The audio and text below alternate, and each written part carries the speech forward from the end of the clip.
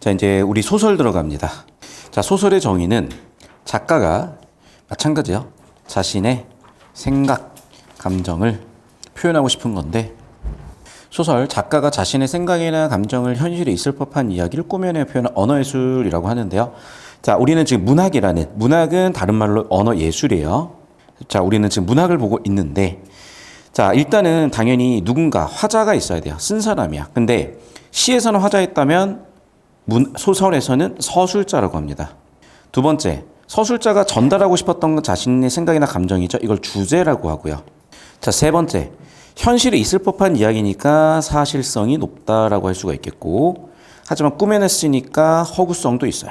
자, 중요한 건 이제 이 이야기라는 건데, 이야기는 바꿔 얘기하면 서사거든. 그래서 소설에서 가장 핵심적인 단어만 남기라면 이야기 즉 서사예요. 자, 그러면 이 서사를 구성하는 3요소가 있거든. 이제 과거에는 주제 구성 문체라고 했고, 소설을 구성하는 내용의 3요소가 인물 사건 배경입니다. 그래서 글을 읽어나가실 때는, 소설을 읽어나가실 때는 뭐로 읽는 거다? 인물 사건 배경으로 읽어나가시는 거예요. 그리고 아까 얘기했었던 5번째 표현법까지. 자, 그럼 이제 하나씩 이제 우리가 보실 텐데, 자, 1번 화자나 서술자나에 따라서 개념들이 좀 갈릴 수가 있습니다. 지금 필기하고 계시죠? 그럼 아까 똑같은 거야. 이제 필기하면서 들으시면 돼. 우리가 시에서는 1인칭이냐 아니냐, 직접 드러나 있냐 안 드러나 있냐, 시인하고 같냐 다르냐, 이런 얘기를 물어봤었잖아. 자, 그러면 소설도 마찬가지인데요. 누가 말을 하냐야. 누가 이 소설에서 이런 얘기들을 하는 주체냐, 이 얘기를 물어봅니다. 경우의 수는 크게 4가지예요. 어떻게 4가지냐면 이쪽에 좀 써드릴게. 첫 번째, 1인칭이 나타날 수도 있고 1인칭이 안 나타날 수도 있어요. 그럼 1인칭이 아닌 경우에는 봐봐, 말하는 사람이 1인칭 또는 3인칭인 거고, 1인칭의 경우에는 작품 내부의 등장인물이고, 여기는 내부에 있지 않은 외부에 있어요. 자, 그 다음에 내면이 서술이 돼. 그러니까 정확하게는 주인공의 내면이야. 그러니까 주인공의 내면이 서술이 되면 1인칭 주인공 시점이겠죠. 자, 옆에서 관찰하고 있잖아. 그러면 내면이 서술이 안 되겠죠? 주인공 내면을 알 수가 없다. 그러면은 1인칭 관찰자 시점이에요. 자, 3인칭인데 주인공 내면이 보이면 다 알고 있잖아. 그래서 전지적으로 다 알고 있는 작가 시점이다라고 하는 거고요. 3인칭인데 내면을 알 수가 없어. 그럼 뭐겠어? 관찰자 시점이라고 합니다. 그러니까 1인칭 관찰자냐, 작가 관찰자냐, 또는 3인칭 관찰자냐라는 표현을 씁니다. 자, 그럼 당연한 얘기지만 이 작품에서 물어보는 거는 이게 지금 1인칭 주인공인지 아마 물어볼 거예요. 자, 그러면 아마 여러분 내신 문제 같은 거 풀어오시면 알겠지만 이 시점을 변환하는 문제가 출제가 됩니다. 그래서 1인칭 주인공인데 이거를 뭐 3인칭으로 바꾸면 어떻게 돼요? 전지적으로 바꾸면 어떻게 돼요? 이런 걸 물어본단 말이야. 그래서 이렇게 시점 변환에 대한 상상이 조금 필요해. 그래서 시점 변환에 대한 이해나 상상을 하고 선지 같은 걸 보고 문제를 풀다 보면은 좀 보이실 겁니다. 자, 필기를 하시고. 다들 연애합니까 혹시? 연애해본 적 있습니까? 딴짓하고 막 딴 생각하다 갑자기 눈이 번쩍 뜨이죠? 연애를 오케이, 해봤다고 칩시다. 그러면 이제 연애하는 얘기예요, 결국에는.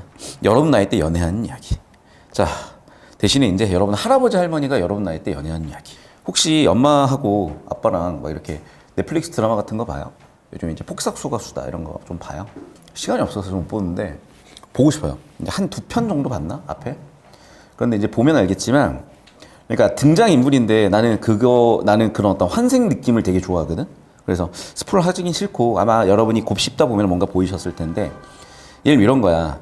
아이유가 이제 어린 시절에 커가지고 엄마가 돼서 낳은 딸이 아이유잖아. 그런 식으로 돌고 도잖아. 그리고 이제 원래 아이유 엄마가 있어요. 그 원래 아이유 엄마가 환생에 다시 태어나 있는 사람이거든. 나중에 이제 보시면 알아 무슨 얘기인지. 이제 그런 걸 이제 쭉 보다 보면 사실 얘랑 다를 바가 없죠. 그리고 그 시절에 이제 보면은 이제 아이유랑 박보검 맞지? 둘이 이제 연애를 하는데 박보검이 이제 아이유한테 이렇게 결혼하자고 반지를 이렇게 줘요. 근데 아이유가 그 노란 유채꽃밭 던져버려요, 그걸. 그리고 울면서 하루 왼종일 밤새 찾고 있어. 그리고 그걸 이제 보면서 저도 이제 제주도에서 이제 1년을 2번 살았어요, 제가. 그래서 그 유채꽃밭의 그 느낌을 알고 있거든. 그래서 아마 그 작가도 제주도의 그 감성이 좋아서 아마 제주 사람은 아닌 것 같아요. 왜냐면 제주 사람은 그 감성이 안 나올 것 같아. 그러니까 제주도가 되게 좋아서 제주도에 정착한 육지 사람인 느낌이 있어, 나는. 작가가. 왜냐면 제가 느낀 감성은 비슷해요. 근데 분명히 이거는 제주도 출신이 가지고 있는 제주도 감성은 아니야. 그래서 저같이 좀 비슷한 느낌인 사람이 있었는데 너무나 저는 이제 감정이입해서 봤던 게 거기에 이제 아이유랑 박보검이 엄청 우여곡절 끝에 결혼을 한 다음에 애를 낳는데 이제 아이유가 엄마잖아요. 그러니까 자기 자식한테 이거 뭐가 됐으면 좋을까 막 이러면서 이제 아빠랑 막 이렇게 얘기를 하는 이야기 나오는데 저는 또 이제 거기 감동 포인트 중에 하나가 뭐냐면 요즘 장래희망 물어보면 중학생들은 되게 다양하게 나오거든요. 혹시 장래희망이 뭐예요? 없어도 돼요. 잘 모르겠어요. 장래희망 뭐예요? 한의사. 뭐예요, 장래희망? 순서대로 물어보고 있어요. 이제 2분단 물어보고 있어요. 장래희망 뭐예요? 네, 뭐예요? 뭐예요? 네, 앞에 있는 친구. 뭐예요? 뭐예요, 장래희망? 바이올리니스트? 저 바이올린이요, 그러면? 나중에 한번 보여줄 수 있어요? 아니, 보여만 주세요, 보여만. 바이올린 보여만 주세요. 장래희망 뭐예요? 그래도 뭐, 생각나는 건 3개만 그러면. 저는 원래 농구선수 꿈이었어요. 저는 초등학교 6학년 때 키가 지금 키였기 때문에 이 정도면 내가 2m 넘어갔고 내가 이제 서장훈처럼 되겠다 했었는데 키가 180 조금 안 될 줄 몰랐어요. 장래희망 뭐예요? 건축가. 저도 건축가 되고 싶었어요. 저 누구였지? 가우디 좋아해요. 가우디. 바르셀로나. 가우디 알아요? 또 누구 좋아해요? 또 뭐 되고 싶어요? 공무원이요? 갑자기? 건축가, 공무원. 가능하죠. 건축 쪽을 전공한 공무원도 돼요. 또 뭐가 되고 싶었던 적 있어요? 선생님도. 그쵸? 근데 이제 요즘 좀 공부 좀 하는 고등학생들이나 중학생들 물어보면 다들 이제 메디컬 계열 얘기를 하거든. 옛날엔 다 법대였어요. 저도 법대였고. 대통령이 법대잖아, 벌써. 근데 이제 대통령의 시대가 갔죠. 이제 다음 대통령도 아마 이제 법대 출신일 것 같긴 한데, 그 다음 대통령이나 그 다음 대통령 모르겠어요. 이제 10년, 20년 뒤면 이준석이라고 교사 출신이 있어요.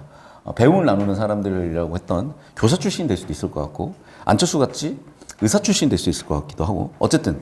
근데 이제 우리가 학교 교사나 국어 강사를 굉장히 막 사회적으로 지위가 높고, 막 대단한 직업이라고 생각하진 않거든. 왜냐면 저도 이제 서울대에서 강의를 시작했을 때, 그러니까 학원 강사를 시작했을 때, 그때만 해도 분위기가 뭐였냐면 되게 웃겼지. 그때만 해도 이제 사법시험이라는 게 있어가지고, 사법시험 합격하면은 3급 공무원이야. 행정고시 합격하면 5급 공무원이야. 그리고 뭐 지방직은 뭐 7급도 9급도 있어. 그럼 벌써 한 방에 상급이잖아. 그러니까 서울대들은 그때 굉장히 교만했던 애들이 좀 많아가지고, 야, 우리가 사시만 합격하면 상급인데 무슨 행시를 치니? 이런 사람들 진짜 많았고요. 옛날 얘기야. 할아버지 시절 얘기. 학원 강사라는 직업에 대해서 굉장히 천대하는 분위기였어요. 근데 저는 이제 눈치밥 보면서 학원 강사 했겠지. 그런데 지나고 보니까 제가 단순히 이제 학원 강사가 아니라 저도 나름대로 뭔가 국어에 대한 애정이 있어서 한 거 아니겠어요? 체육에 대한 애정도 있습니다. 야구에 대한 애정도 있어요. 아무튼 그러면 이제 그걸 쭉 하다 보니 그러니까 국어 선생님이 되고 싶다고 하는 사람들을 나는 거의 본 적이 없어요. 가끔씩 제 수강생들 중에 이제 뭐 제 수업에서 뭐가 좋았는지 국어 강사가 되고 싶다, 국어 선생님이 되고 싶다고 하는 애들이 가끔 있죠. 근데 대부분은 그냥 메디컬 쪽 가고 싶다고 얘기를 하지. 근데 어쨌든 그 폭삭 수학대에 나오는 그 장면에 아이유가 딱 얘기를 하는 게 있어요. 우리 딸 선생님 됐으면 좋겠다. 국어 선생님이 됐으면 좋겠다라고 딱 얘기하는데 왠지 그게 나한테 되게 위로가 되더라고요. 왜냐하면 저는 얼마 전까지, 진짜 불과 얼마 전까지 제 진로를 확정을 못 지었어요. 그러니까 내가 서울대를 왜 10년을 다녔겠어? 전공도 여러 가지도 하고 여러 가지 진로 탐색하는 10년이 걸린 거예요.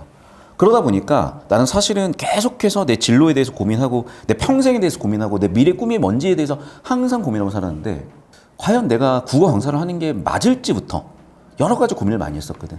그런데 이제 그 폭삭수학스라는 드라마를 많이도 보진 않았어. 이제 2편째인가 3편째 딱 보고 있는데 약간 그 느낌을 보고 저는 좀 느낌이 많이 왔었거든. 자, 그럼 그 얘기를 왜 하는 거냐? 자, 그렇게 우리 이야기라고 생각하고 보면 좀 느낌이 있다는 거야. 그러니까 가끔씩 이제 우리가 요즘에 어떤 낭만을 잊고 사는 그런 시대잖아요. 폭삭수학스를 보면은 한 50년 전, 70년 전에 그 낭만이 있던 그 시절을 막 그려놨단 말이야. 그럼 내가 겪어본 적은 없지만 상상을 해볼 수 있잖아. 내가 아이유는 아니지만 내가 아이유의 감정이입을 해볼 수 있고, 내가 박보검은 아니지만 박보검의 감정이입을 해볼 수가 있잖아. 그런 느낌으로 이 작품을 여기다 실어놓은 선생님의 뜻은 여러분이 이 동백꽃이라는 작품의 주인공들의 한번 감정이입을 한번 해보라는 거야. 그리고 문득 이런 거야. 사실 그렇거든. 연애라는 게 얘들아 생각을 해봐. 어떤 형태가 될까? 사실은요, 모든 사람의 얼굴이 다 다르듯이 모든 사람의 연애는 다 달라야 되거든. 그런데 너무 요즘 그 연애가 뻔해 보이지 않아요? 그러니까 여러분이 이제 딱 20살이 돼서 뭐 22살이 돼서 연애를 한다고 치잖아. 보통은 이래요.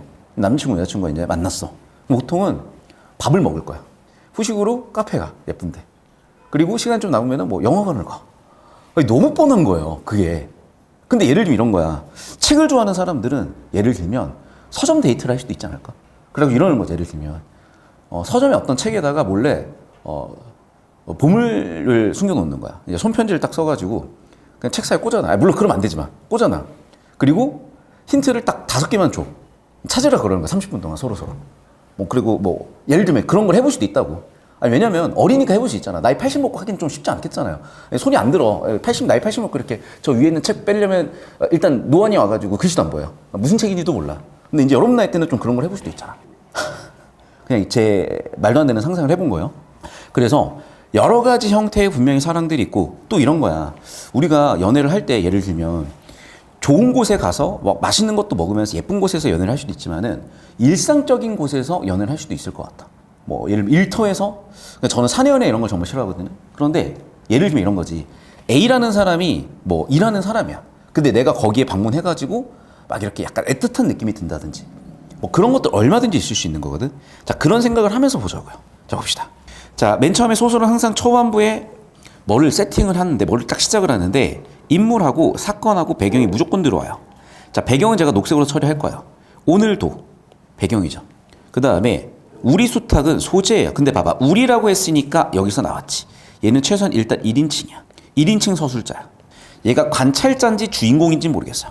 막 쫓기는 뭐가 나타났어? 사건이 나타났죠.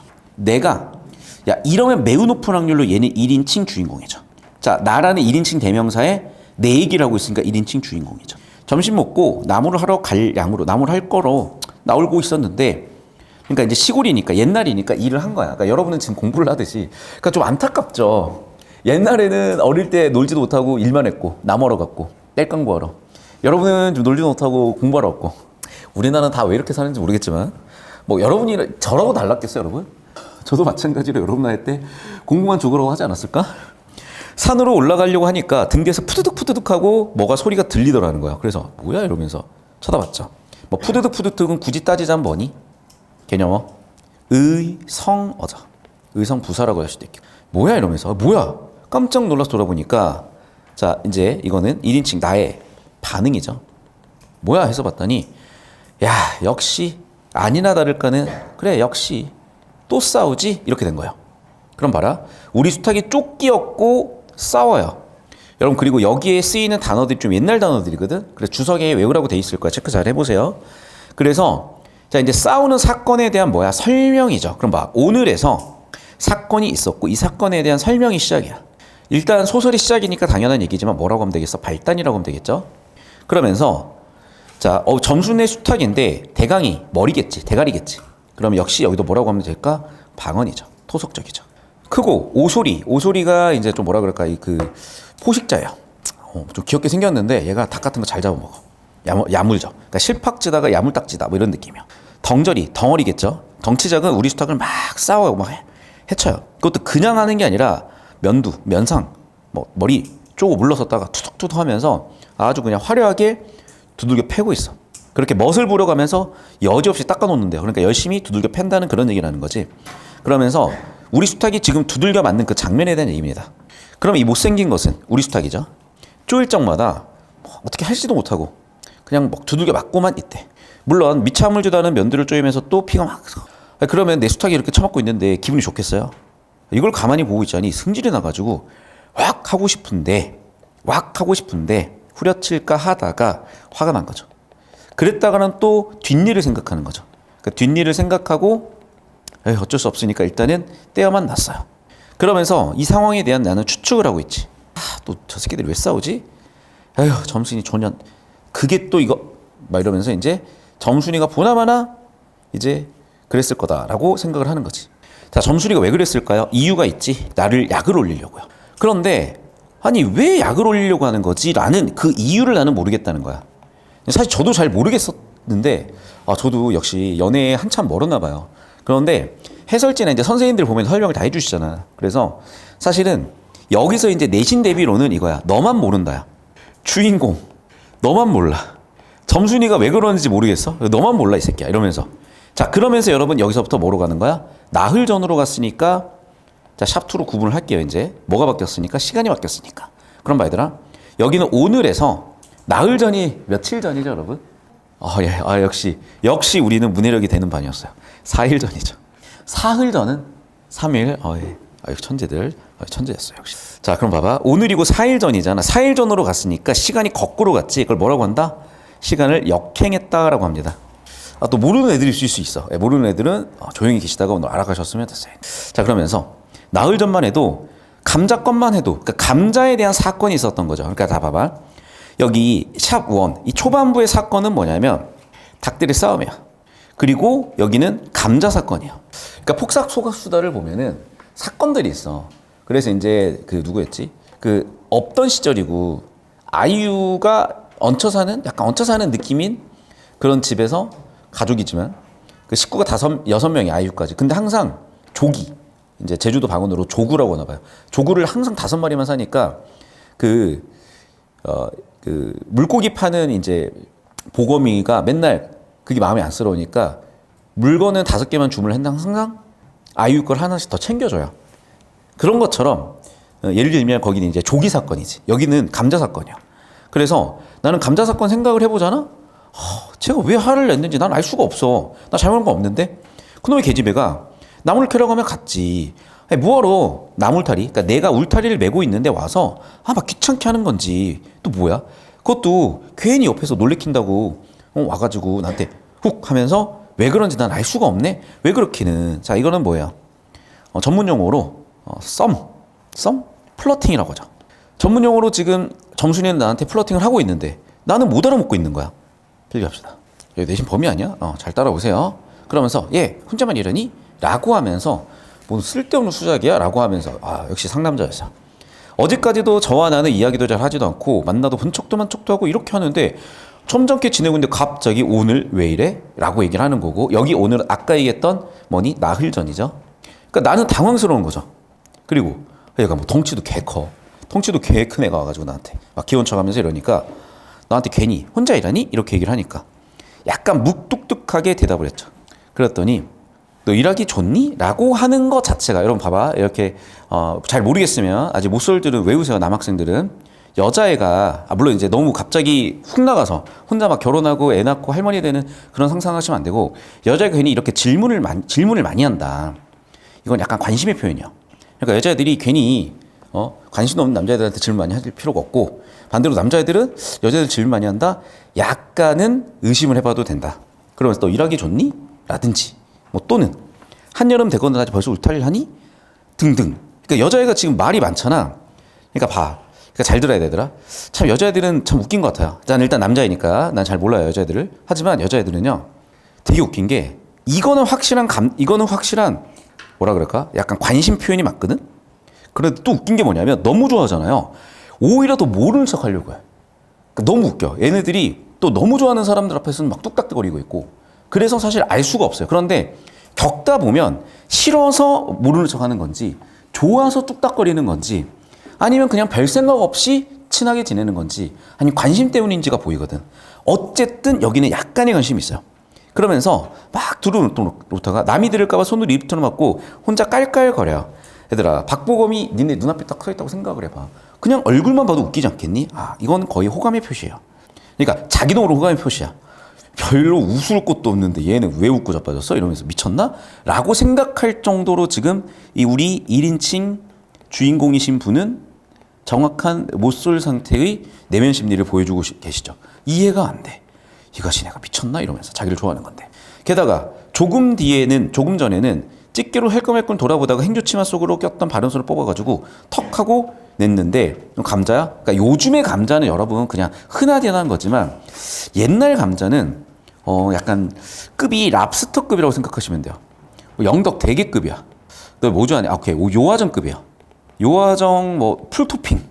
요즘 요화정 안 먹냐? 아무튼 그냥 엄청 귀한 음식이라고 생각하면 돼. 그러면서 또 여자애가 그래. 네 집에 이거 없지? 라고 얘기를 해요. 그랬더니 공감자가 맛있어? 라고 얘기를 했는데 나는 이걸 호감이라고 생각을 했으면 이렇게 반응을 안 했는데 영문을 모르니까 거절해버려. 거절한 이유가 있죠. 왜 거절을 했어? 나름의 이유가 있어. 이제 오른쪽으로 와볼게요.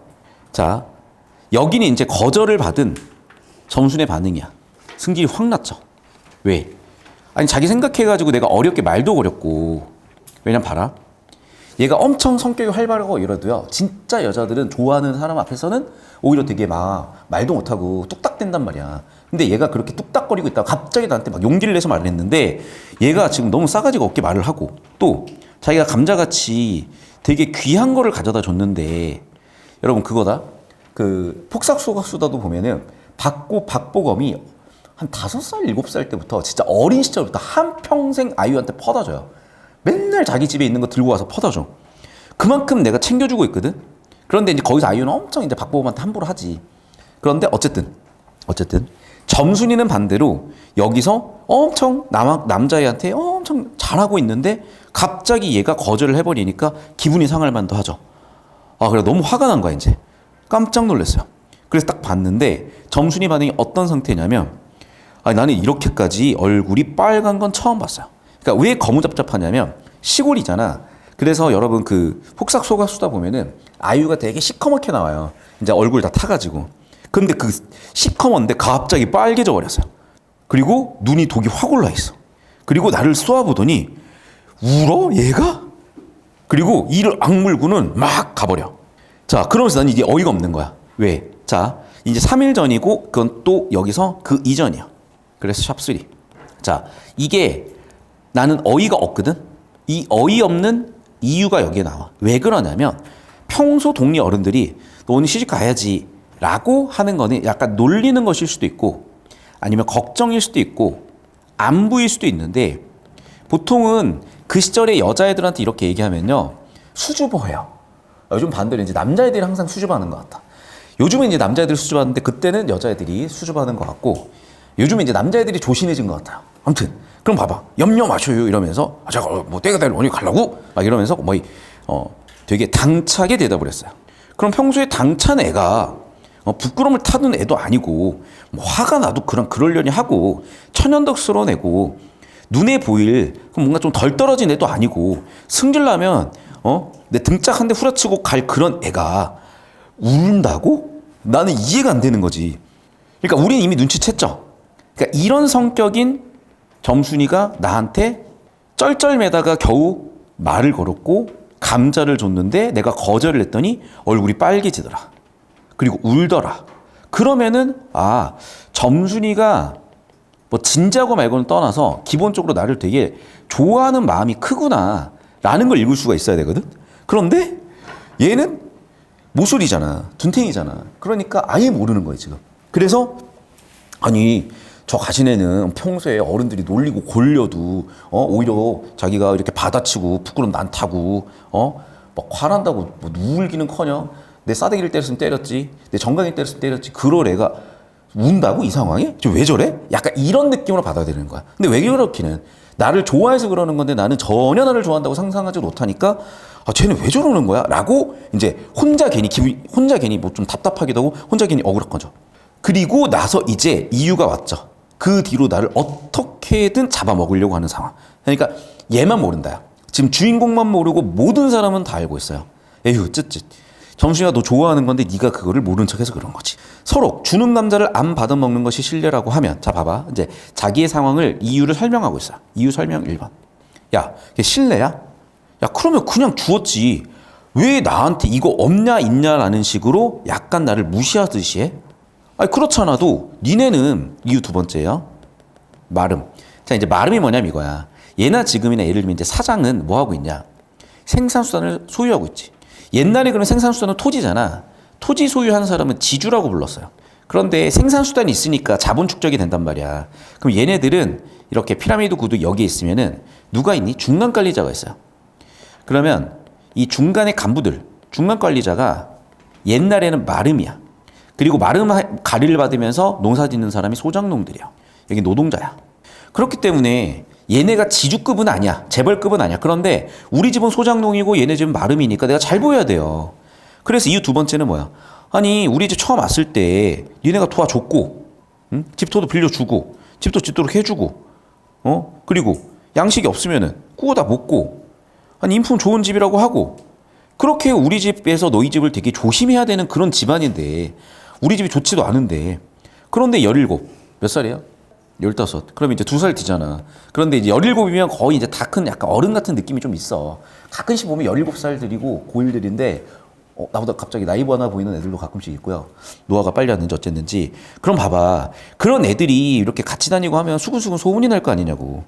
그래서 너 점순이랑 좀 거리 두고 지내? 막 이러면서 어머니가 막 나한테 줬단 말이야. 그래서 이유 세 번째는 뭐야? 우리가 나이도 찼고 뭐 썸 타다가 그냥 동네 사람들 보면 불편하기도 할 건데 조심해야지. 왜? 아니 괜히 내가 점순네랑 친해졌다가 점순네가 화가 나면 우리 집은 소장농도 못 짓고 집도 빌린 건데 쫓겨나고 어쩌라고. 그런데 이놈의 계집애가 도대체 나한테 왜 그러는 거야? 나 미치겠네. 난 이유를 모르겠네. 이유 모르겠네고 좀 더 정확히 읽으면 너만 모르죠. 그렇게 눈물을 흘리고 간 저녁 나절. 자, 그럼 봐봐. 다시 돌아왔죠. 그래서 역순행이라고 하는 거야. 자, 샤프입니다. 이제 역순행이요. 자, 그럼 이 구조를 다시 한번 좀 위쪽에다 설명을 드리면 이제 이거죠. 시간이 쭉 오는데 아까 맨 처음에 나왔었던 닭싸움. 여기다 닭싸움. 닭싸움 하고 나서 나는 뭐가 있었어? 감자 사건이 있었죠. 그리고 다시 여기로 온 거지. 그래서 샵1 닭싸움에서 샵2 감자 사건, 그리고 샵3 그것에 대한 뭐 여러 가지 설명들, 그리고 샵4로 와서 드디어 눈물 흘리고 간 잠깐만. 눈물 흘리고 간 저녁 나절. 아니네. 여기 지금 다시 안 돌아왔네. 죄송해요. 순서 좀 이따 바꿔볼게 얘들아. 순서 문제 무조건 나올 거였다. 여기서. 자, 그러니까 봐봐. 점순이가 울고 난 감자 사건 이후죠. 근데 얘는 다시 한번 얘기하지만 샵1 이전이야 여전히. 그래서 내가 딱 오니까 어디서 닭이 죽는 소리를 갑자기 치고 있는 거야. 뭐야 이랬더니 점순이가 막 닭을 엄청 때려요. 근데 씨암탉도 여러분 생산수단이야. 뭘 만들어내니? 달걀을 만들어내잖아. 그러니까 달걀의 생산수단인데, 그러니까 씨를 품고 있는 암탉. 그러니까 달걀을 내는 암탉이야. 그러니까 엄청 귀한 거예요. 그 당시 계란들 엄청 귀했으니까. 그러면서 막 패줘요. 와, 오물딱지게 패는 거야 이제. 알 못 낳으라고. 난 너무 화가 나는 거지. 그래서 뭐야 막 이러면서 왜 그러니? 막 했더니 이제 점순이가 그러라고 너 보라고 한 거야. 내가 봤을 때는 점순이가 그 씨암탉을 처음부터 패고 있던 게 아니라 일단 딱 잡고 기다리고 있었어요. 그래서 눈치를 싹 보고 있다가 여자애들 그런 거 잘해요. 이 흰자로 보는 거 잘해요 여자애들. 그래서 흰자로 이렇게 보고 있다가 요놈이 올 때까지 기다렸다가 올 때쯤 돼가지고 괜히 막 소리 꽥꽥 지르면서 사실 그렇게 세게 때리지도 않았을 거예요. 너 보라고 나를 골리려고 화내게 하려고 괜히 괴롭히는 거죠. 그래서 자세 딱 잡고 엄청 패고 있어요. 그래서 역시 그래 아마도 내가 산에서 내려올 때 나 보라고 하는 것 같아. 이놈의 가시네 정말 너무 밉네? 라고 이제 하는 상황이 됐죠. 자 넘어가서 그러나 나는 그렇다고 남의 집에 들어갈 수도 없고 그러니까 방법이 없어요. 방법이 없으니까 너무 답답해. 그래가지고 닭 맞을 때마다 야 치지 마 라고 하는데 우리 집 울타리만 두들겨 패니까 답답함 플러스 답답함이죠. 방법은 없지. 야 때리지 말라고 하고 내가 이렇게 지게로 이제 두들겨 패는데 우리 집 문만 부시고 있는 거야. 우리 집 울타리만 부시고 있는 거야. 미치겠네. 이제 그래서 비속어를 써가면서 이년아 죽일 거야 라고 이제 하니까 좀 화가 나 보였는지 어쨌는지 갑자기 나의 머리를 딱 겨누고 닭을 확 내팽개치고 으이 더러워 이러면서 더럽다고 하면서 이제 막 이제 싸우기 시작을 하는 거지 이제. 그래서 우리 닭 어떡해 라고 했는데 갑자기 닭이 이제 물동, 그러니까 아마도 이제 건강이 좀 안 좋아진 그런 느낌이 들겠죠. 아이고 뭐 이러면서 그러면서 이제 점순이가 나한테 이제 갑자기 뭐 병신 막 이러면서 점순이가 나한테 욕을 하기 싫어하는 거야. 자 근데 봐봐 왜 이 바보야 병신아 이랬을까라고 생각을 해보면은 자기의 본심을 왜 몰라주는 거죠. 사실은 그러니까 여자 언어 같은 거예요 이게. 왜 내 마음 몰라줘? 내가 너 좋아하는데 이 말을 참 어렵죠. 야 이 바보야, 야 이 병신아 이러면은 여자애들이 좋아하는 거래. 정말 어렵지 않니? 그러니까 이게 병신이어도 병신아 그럴 거고 좋아해도 병신아 그러는데 도대체 같은 병신인데 좋아하는 병신이 있고 싫어하는 병신이 있으면 이걸 어떻게 구분합니까? 경험이 알려줄 거예요. 많이 만나보시다 보면 알 겁니다. 자 그만둬 좋으련만. 예. 잠깐만. 이거는 제 입에 담을 수가 없어요. 갑자기 이제 우리 아버지 욕을 시작을 했어요. 패드립이에요. 그 시절 패드립이에요. 제 입으로 죄송해요. 제 입으로 그 고자가 무슨 뜻인지 설명할 수는 없고. 아무튼 이제 점순이가 욕하다가 요즘도 니네가 요즘 게임을 안 하더라. 근데 이제 옛날에 게임할 때는 그 패드립. 이제 부모 욕도 많이 하는데, 부모 욕을, 이제 부모 욕 못 참지. 우리 아빠한테 갑자기 패드립을 박아버렸기 때문에 나는 개뻑쳐가지고 막 이러면서 이제 막 승질이 나가지고 열받은 이제 화가 났다는 거죠. 화딱지 막 나가지고 우리 아빠를 건드려 막 이러면서 이제 그래가지고 이놈이 가시나 하면서 이제 두들겨 펴려고 왔더니 갑자기 머리가 안 보여. 그러면서 돌아서 또 오자면 그러니까 이거지. 얘가 숨어가지고 나를 욕하는 거야. 그래가지고 내가 길 가고 있으면 갑자기 야 병신아 이러고 딱 쳐다보면 없어. 뭐야 이래서 다시 봤더니 어딘가에 숨어 있어. 막 숨어서 계속 나한테 욕을 해요. 그래서 막 나를 계속 욕을 하는데 여자이니까 때릴 수도 없고 마름집 딸이고 내가 너무 분한데 뭐라고 할 수가 없고 그러니까 내가 답답하니까 갑자기 서러워지고 그 서러움 때문에 막 눈물까지 날 것 같고. 그러나 점순이가 나한테 못된 짓 하는 건 여기서 끝이 아니래. 사람들이 볼 땐 또 안 해요. 근데 사람들이 볼 때라고 저 가시 내보라고 저 우리 집 닭 잡는다고 얘기라도 해서 어른들한테 고자질을 할 텐데 어른들한테 고자질하면 뭐해? 야 점순이가 그럴 애야 라고 해버린다는 거야. 그러니까 이 점순이가 또 요망진 게 또 영리해가지고 남들 볼 땐 안 해. 그러면 사람들 없잖아? 수탉 들고 와요. 우리 수탉하고 싸움을 붙이는데 우리 수탉이 맨날 처맞는 쪽이야. 그래가지고 어지간히 처맞아요. 계속해서 처맞고 요놈의 계집애가 와가지고 안 싸우려고 하면 꾀를 들어서 모이 가지고 와가지고 어떻게든 싸움을 붙여. 와 이렇게 보고 있을 수가 없잖아. 나도 이제 대응을 해야죠. 그래서 나의 대응 방법은 뭐냐면 도핑하는 거야. 그래서 이제 불법 약물 먹이는 거야. 그 당시에 불법 약물은 고추장이었어요. 그래서 우리 수탉한테 캡사이신, 고추장, 불법 약물 풀도핑을 딱 한번 해주면 얘가 갑자기 도핑 딱 맞고 갑자기 막 버프가 확 걸려가지고 막 다 두들겨 받지 않을까 막 이런 생각을 하고 있는 거야. 쌈닭에 고추장을 먹이면 병변화소가 살모사를 먹고 용을 쓰는 것처럼 비유한 거죠. 그래 싸움닭이 기운이 펼친데 야 이렇게 싸움닭들은 도핑을 해줘야 돼. 역시 도핑은 고추장만 한 게 없지. 이러면서 이제 고추장 한 접시를 딱 떠가지고 먹어보았는데 먹겠냐고. 그런데 잘 먹었어요. 잘 먹어. 그리고는 얼마쯤 기운이 들도록 이제 가둬뒀어. 왜? 왔다 갔다 해버리면 또 안 되고 이제 얘가 힘 빼지 말라고. 그렇게 밤에 짐을 전해고 그러니까 이제 밭일 하고 온 거죠. 두엄은 걸음 퇴비 같은 거야. 풀들 잘 자라라고. 그래서 닭을 안고 나왔어요. 그래서 점순이면 보여. 그래가지고 오케이 잘 됐어. 그래서 나는 점순에 이제 복수하는 거죠. 풀도핑 했으니까 가만히 보았어요. 싸움을 하는데 또 두들겨 맞네 젠장 뭐 이러고 있었어요. 그런데 역시 그 풀도핑한 게 효과를 봤는지 어쩐 일인지 갑자기 용을 쓰고 확 해가지고 발톱으로 눈깔 확 후비면서 막 면상 쪼아버리고 얘가 원래 두들겨만 맞던 애인데 갑자기 이렇게 반격을 하니까 깜짝 놀란 거죠. 그래 우리 수탉이 막 날쌔게 쬐가지고 상대 쪽 이제 피가 흐르기 시작을 합니다. 그래서 야 역시 풀도핑 야 이거다. 역시 고추장이 해결 방법이었어. 그래서 풀도핑 딱 때리고 불법 약물 딱 먹인 다음에 역시 싸움을 붙였더니 되네. 야 신났다. 뭐 이러면서 이제 열심히 보고 있었는데 점순이가 딱 와서 너 뭐하냐 이런 느낌으로 이제 보고 있는 상황에 나는 잘 됐어 이러면서 신이 나가지고 막 했어요.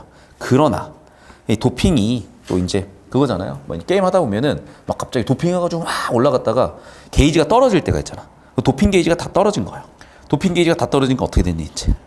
아이고 이제 다시 뒤지게 두들겨 맞았어요. 뒤지게 두들겨 맞으니까 그럼 그렇지 하면서 점순이가 웃기니까 깔깔거리고 웃고 있어요. 더군다나 나들을 하고 난 더 열받죠. 그래서 어떻게 했어요 이제 이놈 수탉 이러면서 데려왔어요. 그래서 나는 이제 후회를 하는 거지. 야 고추장을 좀 더 먹일걸. 도핑 더 할걸. 게이지가 이렇게 빨리 떨어질 줄 몰랐네. 그래서 다시 고추장을 좀 먹여가지고 도핑 다시 하려고 했어요. 근데 먹진 않아. 그래서 어떻게? 아예 강제로 먹여요. 닭은 괴롭지. 그럼 어떻게? 야 너는 지금 고추장 먹는 게 괴로워? 맨날 처맞는 게 괴로워? 고추장 먹는 게 덜 괴로워. 강하게 키우고 있는 거죠. 고추장의 괴로움보다는 뭐다? 너가 매일 맞는 괴로움이 더 크다. 견뎌라. 강하게 커라. 우리 수탉아 고추장 먹고 풀도핑해서 너도 좀 이제 싸워봐. 언제까지 맞고 살 거야. 고추장 그거 좀 매워도 한순간이야. 너 도핑해가지고 두들겨 패면은 그게 훨씬 나 라고 하면서 역시 강하게 키우는 그런 아이였어요. 그러나 어떻게 어쩔 수가 없지 이러면서. 왜? 닭이 죽을 것 같다. 도핑해가지고 갑자기 에너지가 빵 나는 게 아니라 죽을 것 같다. 어떡하지? 우리 닭 죽으면 어떡하지? 또 걱정이 됐어요. 그래서 엄청 숨겨놨더니 겨우 회복은 됐어. 이런 상황이야. 그런 게 엊그제 3일 전이었던 거야. 그런데 오늘 또 이 짓을 해? 라고 하니까 너무 열이 받는 거죠. 그래서 여기서 다시 어디로 돌아왔어? 현재로 돌아왔어요. 그럼 봐봐. 원래는 현재에서 과거로 갔다가 다시 현재로 왔죠. 그럼 봐봐. 현재에서 과거로 가는 거 우리는 뭐라고 하죠? 회상이라고도 하지만 역행이라고도 해요. 그런데 현재에서 과거 다시 현재로 왔잖아. 이걸 뭐라고 한다? 역순행이라고 합니다. 나는 다시 닭을 잡아다 가두고 염려는스러우나 그렇다고 산으로 나무를 하러 가지 않을 수도 없는 형편이었고, 그래가지고 고년의 목재기는 어떻게든 두들겨 패놓고 싶은데 어휴, 뒤지게 패버려야지 막 이러면서 내려왔어요. 그러다가 나는 또 싸우는 소리를 듣고 봐봐. 그러니까 아까 싸웠던 거야. 샵 1에 싸웠던 거고 그래서 일단은 우리 집 닭을 누가 못 데려가게 일단 가두고 온 거야. 그래서 이제 떼어놨고 이렇게 보호를 해놓고 온 거지. 괴롭히지 말라고. 그런데 내가 분명히 닭을 우리 집에다 다시 넣어놨는데 또 싸우는 소리가 들리니까 내가 너무 화가 날 거 아니야. 그래서 딱 봤더니 노란 동백꽃이 소복히 깔려있는데 그 팀에 앉아서 점순이가 또 뭐를 하고 있어서 봤더니 이제 어떻게? 또 싸워요. 그래서 또 싸움을 시킨 것 같아가지고 내가 또 화가 난 거야. 그래서 나는 너무 화가 나다 보니까 그리고 봐봐. 이게 집이었으면 조심을 했겠죠. 왜? 남의 집에 갈 수가 없으니까. 그런데 점순이가 나 보라고 나 일하는 데 갖고 왔어. 나 일하는 곳으로 가져왔으니까 이제는 내가 접근이 되잖아. 그래서 역시나 나의 짐작대로 루시탁이 막 피를 흘리고 있으니 화가 너무 나버린 거야. 그래가지고 옆에 있는 이 꼬맹이가 너무 사람을 이렇게 괴롭히는데 나도 한때는 얘가 성실하게 일을 하고 거실거실이 성실히 일을 하고 일도 잘해. 얼굴도 예뻐. 아니 그러면 싫어할 이유가 없잖아. 그래서 나는 되게 일을 좋게 생각을 했는데 저는 여우 같은 가시네 이러면서 갑자기 내가 너무 미워졌어요. 나를 너무 괴롭히니까. 그래서 나도 모르게 화가 확 난 거야. 화가 확 나가지고 두들겨 팼더니 갑자기 죽어버렸어요. 근데 아까도 얘기했죠. 닭이라고 치면 요즘의 재산 느낌을 보잖아. 이거는 내가 봤을 땐 최소한 경차 이상급이야. 또는 뭐 중형차 될 것 같아요. 소형차 정도 되겠다. 소형차 너무 오버인가? 아무튼 거의 차 한 대를 날려버린 그런 느낌이야. 그럼 봐봐. 17살짜리가 차 한 대를 해먹었으면 얼마나 지금 충격을 받았겠어요. 차 한 대 급은 안 되려나? 아무튼 그래가지고 내가 어떻게 닭을 죽였어. 이렇게 된 거예요. 그래가지고 점순이가 보고 있다가 어이가 없으니까 너 왜 닭을 때려 죽이니? 그러면서 나는 이제 나름대로 이제 싸움을 한 거죠. 대응을 한 거죠. 그랬더니 점순이가 엄청 화를 내면서 무섭게 뭐라고 해. 그럴 때 나도 당황했고 어쩔 수가 없으니까 그냥 내가 자빠져 버린 거야. 그리고 난 생각을 해보니까 너무 걱정스럽죠. 왜? 남의 수탉을 죽었으니 어떡해? 그래서 분하기도 하고 일단 저 때문에 내가 화가 난 거니까 내가 잘못하니까 무안스럽기도 하고 일을 저질러 버렸고 걱정돼요. 그래서 어떻게? 얘네 집한테 밑보였으니까 우리 집 이제 쫓겨나야 돼. 어떻게? 막 이러면서 나도 모르게 엉엉하고 울 수밖에 없는 거지. 이제 점순이는 봐봐. 보통 여학생들이 이제 정신적으로 한 2년에 4년 정도 성숙하니까 얘가 어떤 마음을 가지고 이렇게 하는지 보이잖아. 그래서 이제 어떻게? 너 안 그럴 거지? 라고 하면서 이제 점순이는 이제 남자친구 길들이기 성공한 거죠. 그래가지고 나는 뭘 안 그런지 명문도 모르지만 알았어 안 그럴게 라고 해버린 거죠. 그래서 이제 거의 화해가 됐지. 그러니까 봐봐. 지금까지는 뭐야? 그렇죠. 점순이의 마음을 내가 몰랐어요. 이것 때문에 나와의 갈등이 막 커지다가 드디어 어디에서 그게 극적으로 어디까지 올라갔어? 그렇죠. 내가 점순의 닭을 때려잡았죠. 이 이후에 점순하고 나가 화해를 하죠. 자, 그럼 봐. 여기까지는 전부 다 뭐야? 갈등이 고조된다. 그리고 나서 화해하면서 뭐가 됐어? 갈등이 해소된다라고 해요. 그러면서 그래 하고 내가 이제 대답을 했고 이 뒤로 이제 갈등 해소가 되는 그런 흐름입니다. 필기하시고 됐니? 저 오른쪽 와서 또 그래 난리나 이러면서 안 그럴게 라고 하면서 걱정 마라. 여자애가 완전 대장부죠. 그래서 그래 뭐 괜찮아 라고 통이 큰 애가. 그런데 여기서 끝났어야 되는데 갑자기 둘이 엉켰어요. 이제 스킨십이 시작이죠. 그러면서 나도 모르게 갑자기 이제 처음으로 여자 사람하고 내가 이렇게 엉키니까 나도 모르게 막 정신이 몽롱해졌다가 향기가 딱 나고 너 말 마라. 그랬더니 뭔지도 모르겠는 그래. 했더니 갑자기 이제 점순 엄마가 부르는 거지. 이 어디 갔어? 막 이러니까 점순이가 호다닥 하고 다시 이제 엄마한테 내려가면서 끝났다고. 됐습니까? 이제 이렇게 뭔가 둘이 사랑이 시작이 됐든 뭐가 됐든 그런 느낌으로 정리가 됐구나. 됐죠? 여기까지 정리해 보시면 되겠고. 일단 작품에 대한 해석이나 느낌은 다 보셨을 건데 여러분 뭐 어려울 건 별로 없고요. 몇 개만 좀 정리를 좀 해드릴게. 첫 번째는 이거야. 지금 중간중간 의순 표현이 있었어요. 예를 들면 뭐 비속어를 쓴다든지 욕을 쓴다든지 이런 거는 여러 가지 의도와 목적이 있는데 해악, 의순 유발이 돼요. 자, 또 이런 거야. 중간에 보면 남자 주인공이 좀 어딘가 좀 모자라 보이잖아요. 그러니까 모자란 건 아닌데 여자의 관계에서 저렇게 눈치가 없을까? 근데 내 생각은 그래. 국어 선생님들이 대체적으로 여자쌤이셨을 것 같아. 아니면 이것도 그러니까 지금 해석을 여자들이 하니까 이렇게 얘기를 해주는 건데 남자들은 이거는 보통 남자들이 이거 이렇게 얘기하면 못 알아먹어요. 그러니까 이게 이제 이거야. 여자들 눈에는 남자이까 애가 너무 눈치도 없고 못 알아먹으니까 저거 좀 덜 떨어진 거 아니야? 이렇게 생각을 할 수 있는데 남자는 이게 기본이라니까. 그러니까 여자친구들 앞으로 남학생들 이제 사귈 때 연애를 할 때 연애할 거 아니야 여러분이? 뭐 평생 나처럼 스님을 할 건 아니잖아. 그럼 여러분이 연애를 할 때 남자애들은 못 알아쳐먹는구나라는 걸 기본으로 깔고 만나야지. 쟤네가 여자어를 알아들을 거라고 생각하시면 정말 피곤해져요. 어쨌든 쟤는 저렇게 모자랄 수가 있을까? 그게 또 의심유발이라는 거죠. 그래서 첫 번째 특징 중에 하나는 뭐야? 해악의 이유는 뭐다? 의심유발이기 때문이다. 비속어를 쓰는 부분이라든지 남자애가 눈치 없이 하나도 못 알아먹는 부분이라든지 이런 것들이 전부 다 뭐가 된다? 해악이 될 수가 있다. 그 다음에 얘네들 다 시골 애들이잖아. 그러니까 토속적이겠죠.